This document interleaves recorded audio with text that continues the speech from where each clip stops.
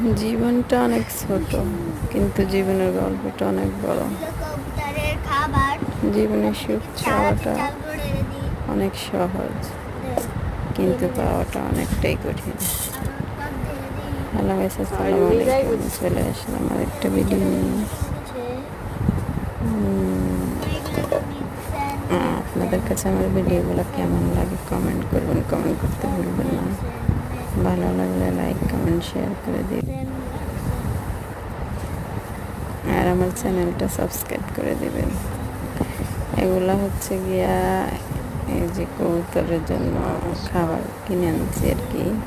খাবার গম ডাল, এর সাথে আবার মিশিয়েতেছি ধান চাউল, এগুলো সব মিক্সিং করে তার খাওয়ানো হয় আর কি, কবুতরকে খাওয়াই।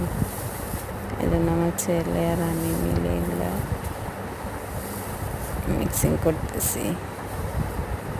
তো ভিডিওটা আপনাদের কাছে কেমন লাগলো কমেন্ট করতে ভুলবেন না, আর আমার চ্যানেলটা সাবস্ক্রাইব করে দেবেন। আল্লাহ হাফেজ, সবাই ভালো থাকবেন।